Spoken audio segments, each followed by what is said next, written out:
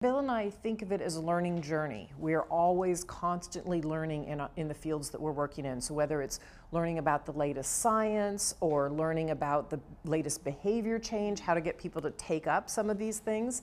But we see philanthropy as a catalytic wedge. You have to always remember what philanthropy's role is, and that is all philanthropy can do is take risks where a government can't take a risk or won't take a risk. And we can do pilots, we can take new scientific innovations. Bill and I are big believers in innovation, but then it always takes civil society and government to scale that up. So every single thing we do in philanthropy is in partnership with somebody else, whether it's business, civil society, or government, and that will always be the case. But identify that partnership, who to work with, on what condition, what is the bottom line, and what if there has to be a compromise, to what extent the compromise will be made. All these are the choices you have to make every day on every project. Definitely, but I think if you have a long-term vision in a field, so in malaria, for instance, our vision is that we will eradicate malaria eventually from the planet. And if you know that's your goal and you sign up partners who have the same belief you do, then as you make the milestones along the way, yes, there are sometimes compromises, but it's always on the vision towards that goal. And quite often they're not compromises, it's that you learn something and you decide you have to tack in a different direction, right? It's like sailing. If you're sailing in one direction, you have to tack a lot till you eventually get to where you want to go. What is the latest experience of that? Well, I would say, polio. We are trying to eradicate polio from the planet, and we're very, very close. There have only been, I believe, 7 cases of wild polio this year compared to 19 last year. And if you go back, several decades, it was thousands of cases. But every time something happens and we get a new outbreak, we have to go in and vaccinate all in that area. So if you'd asked us, 10 years ago, did we think there would be wild polio back in Syria? We would have said no. But because of the civil unrest there is again.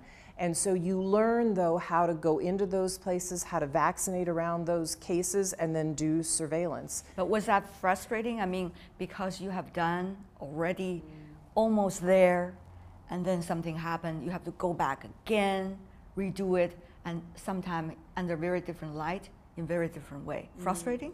Well, I would say frustrating, more disappointing is probably the right word, and disappointing for the people who live there, right? The fact that the basic vaccinations that you do for kids haven't been kept up because of the war. If the basic vaccines had been kept up, you wouldn't see wild polio. So more disappointment and a sadness for the people that are experiencing that, right? How would you calm yourself down? I mean, and your staff as well, because they've been working for years in order to achieve a goal, but all of a sudden, you have to deal with crises like that again. But that's part of the work. I think you have to have some expectation. As Warren says, we're working in some of the toughest places in the world, and we're working on some of the problems that humanity has left behind. And they've left them behind because they are some of the hardest problems. And yet, so we know that what we're trying to do, you have to have a long-term vision for it and know that you're going to get there. And again, you just tack against those specific issues and make sure you stay focused on the goal. There are different styles of governance in different countries, different business styles as well. So once you want to create a partnership, you have to understand it, have both empathy and cooperative spirits. Absolutely. So to what extent the partnership represent you? To what extent you are willing to sacrifice or compromise for the partnership? Well, I think it always comes down to what our values are. We are living our values out as a couple through our foundation. And so the partners that we work with have the same shared goals we have. So if it's vaccinating children so that they don't die, that is a shared partnership and relationship. And so then what you have to do is understand the partners that you pick. What are their leadership styles? How do you make sure they stay motivated? What's their role? What's our role? Make sure we're clear about that. And then, quite frankly, the most important thing is to make sure that anywhere you're going in with a new innovation or new technology is that families understand it and that they're willing to take it up. We can have the greatest new vaccine for something, but if a mom won't allow you to give that shot to her child or those drops in the mouth, it's never going anywhere. Cultural differences. Yes, so you have to really work in the right cultural, you have to understand the culture and work with NGOs who really understand the people there and respect that culture. What is likely to be the roles of governments or philanthropic organizations like yours, the Gates Foundation, and some of the other players, the business community? In your opinion, what's their role in the future at least? Well, I can tell you what their role is now and I think what it'll be in the future. So philanthropy, again, is a tiny piece. If you look in the US, it's about 2% of our entire budget is philanthropy. So, but it's philanthropy in partnership with business and in partnership with government. So a perfect example are vaccines. It's the pharmaceutical companies that create the vaccines, and we work in partnership with them to try and help them understand that there will be a market for the vaccine, even for an infectious disease that we might not have in the United States or Europe. So we bring them in, we make sure they can still make a profit on the vaccine, and then we bring government in to help scale up vaccines and to really purchase them at scale. But here, of course, you are dealing with commercial interests, you're dealing with different governments, you're also dealing with cultural differences. A lot of things, IPR issues as well, all of them at the same time. So when you are trying to pick up a partnership or a project, what is the most important priorities for you? I think the most important priorities for us are understanding what that partner's priorities are and do those match ours. So when we're working with a government, so for instance the government of Ethiopia, we're really matching their priorities. We have a shared goal, which is they want to reduce maternal deaths, they want to reduce infant deaths. And so we are working and coming into their set of goals for their country and saying, these are the innovations we know about, these are the ones we're working on, these are the ones other countries have been using, here are ways to scale them up inside of your country. But if the government doesn't want to do that work, it ultimately isn't going to happen. It would fail because they are the ones, they have to have the plan and the decision to scale it up for all the people in their country.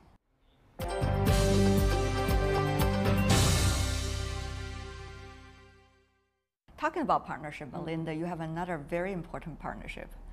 That is the partnership between you and Bill. Earlier I joked with you about whenever your name is mentioned, Bill immediately very relaxed and smiling on his face. But it's complicated. It's work, life, so many different layers. Complicated to deal with, one would say. And that is the most important partnership you have in your life. Absolutely. How does that work? Well, again, Bill and I, we're both ambitious. We both have a vision for where we want to go in the future.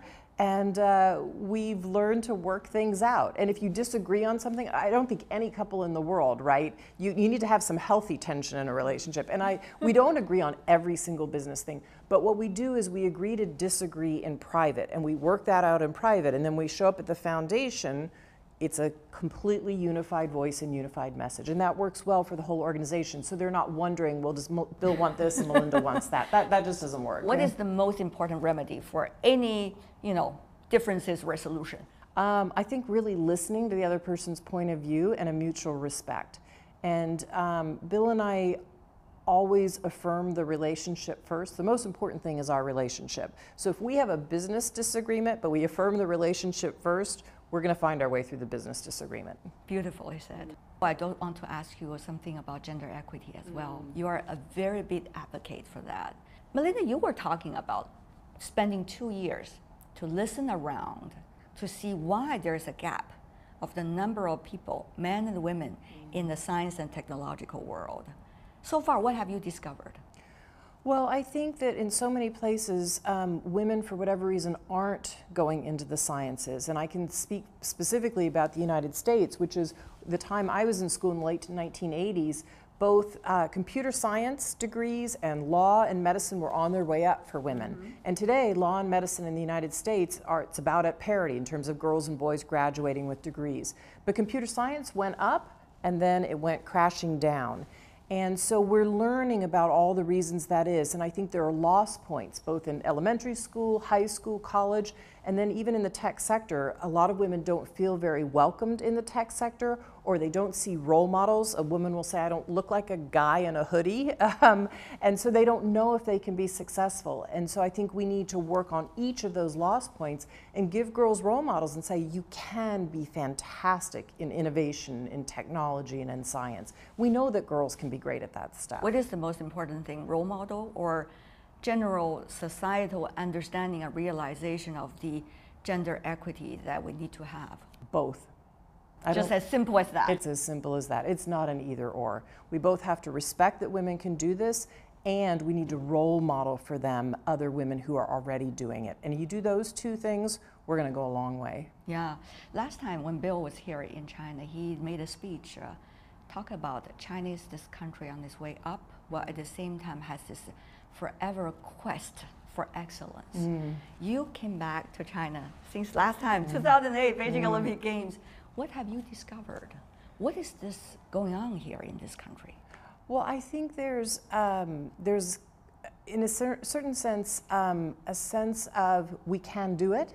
And you mean the can-do spirit? A can-do spirit, and a very forward-looking spirit of, wow, we're on our way somewhere, we're on our way up. And when you see the number of people that have been lifted out of poverty, 700 million, I mean, that's just phenomenal, and you can feel it. You're in a place like Beijing, and everything's bustling and growing. And yes, there are some growing pains, right? But that's part of growing. I mean, China's growing in a way that is also looking outward towards the world. When Bill and I show up at places like the United Nations or the World Health Organization, China's on all of those stages and platforms for very good reason, because China has so much to bring and to teach the world, and I think that's really exciting. But the world is changing so fast, Melinda, as you may know. In your country, there's politics. In other countries, you also see the international governance changes. So how much change are we really experiencing right now? What is your judgment? Yes, we're seeing that the world is getting better for people. I mean, really? Yes, really. Really? So the headlines, if you pick up the newspaper every day, you might think, oh, that's not the case. But if you look at all the statistics, you look at childhood deaths, you look at people lifting out of poverty, you look at violence numbers, you look at maternal deaths, all of those statistics are getting better. And when I travel to Africa countries today, countries that I've been traveling to now for over a decade, you see this sense of this entrepreneurial spirit. You see more businesses, you see more people with cell phones, you see people saving money on their cell phones. I mean, just think of the digital revolution that's happened in China that's allowed people to not only exchange money, but to save money. You can save a few yuan a day. Boy, you can go to the market and buy things, you can educate your kids. And if a woman can save money, when a woman has access to financial services, it empowers her. And I don't care where she is in the world, India, China, the United States, it makes a huge difference. And so the world is absolutely getting better for people. So you're still an optimist? Yes, it's getting better. I wish it was getting better a little faster, but it's absolutely getting better. So impatient optimist. Okay.